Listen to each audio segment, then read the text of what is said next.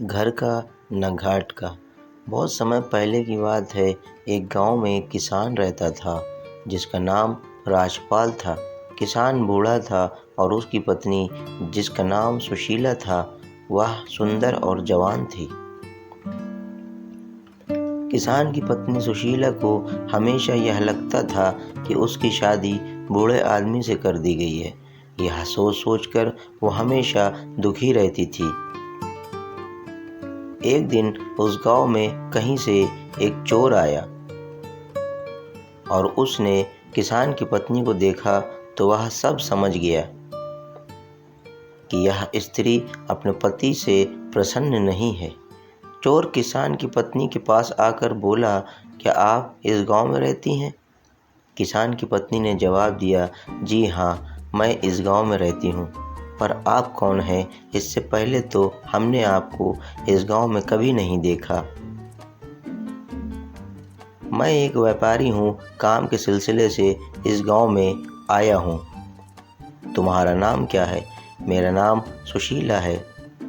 अच्छा, और आपका क्या नाम है? चोर ने अपना नाम छुपाते हुए कहा कि सुशीला, तुम मुझे प्यार से जानू बुला सकती हो। सुशीला को थोड़ा बुरा लगा तो उसने चोर से कहा, तुम इस तरह क्यों कह रहे हो कि मैं तुम्हें जानू बुलाऊं? चोर ने सुशीला से कहा, सुशीला, तुम बहुत सुंदर हो, मुझे तुमसे प्यार हो गया है और मैं तुम्हारे साथ अपना जीवन बिताना चाहता हूँ। क्या तुम मेरे साथ मेरे घर चलोगी? सुशीला, जो कि अपने पति राजपाल से पहले से ही खुश नहीं थी, चोर की बातों ने उसके दिल में जगह बना ली थी। सुशीला चोर की बातों में आ गई और अपने पति को छोड़कर उसके साथ जाने के लिए तैयार हो गई। दोनों ने भागने के लिए समय तय कर लिया। चोर ने कहा, तुम्हारा पति तो बूढ़ा हो गया है, वह धन का क्या करेगा? तुम अपने साथ घर में रखा धन और जेवर भी रख लेना, वो भविष्य में हमारे बहुत काम आएंगे। सुशीला उस चोर की बातों में पहले ही आ चुकी थी और उसके कहे अनुसार उसने घर में रखा धन और जेवर भी अपने पास रख लिए। और सुशीला, जब उसका पति राजपाल और पूरा गांव सो रहा था, तब चोर के साथ घर से भाग गई। जब तक सवेरा हुआ तब तक वो गांव से बहुत दूर जा चुके थे। रास्ते में उन्हें एक बड़ी नदी मिली। चोर ने सोचा, मैं किसी तरह इसका धन लेकर इसे यहीं छोड़ देता हूँ। सुशीला वैसे भी अधेड़ उम्र की हो चुकी है, मेरे पास धन रहेगा तो कई जवान सुंदर लड़कियां मिल जाएंगी। नदी को देखकर चोर बोला, सुशीला, इतना सारा धन लेकर हम नदी को पार नहीं कर सकते।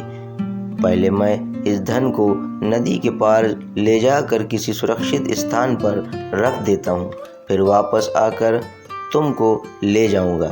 इस बार भी उसने बिना सोचे समझे चोर को धन की गठरी दे दी और वहीं बैठकर उसके आने का इंतजार करने लगी। बहुत अधिक समय बीत गया परंतु चोर नहीं लौटा।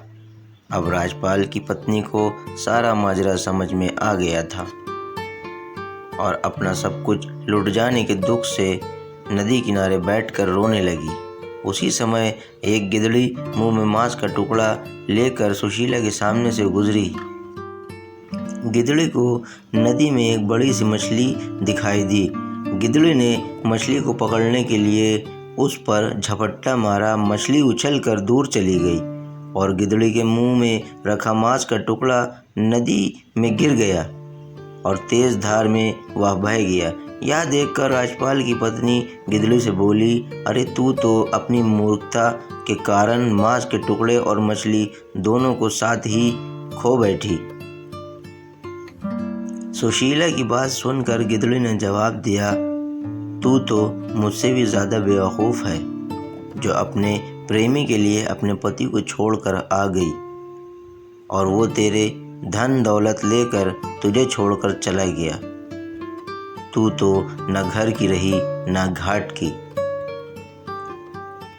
इस कहानी से हमें शिक्षा मिलती है कि कभी छोटी मोटी बातों को लेकर अपनों को धोखा देना नहीं चाहिए। उम्मीद है आपको ये कहानी अच्छी लगी होगी।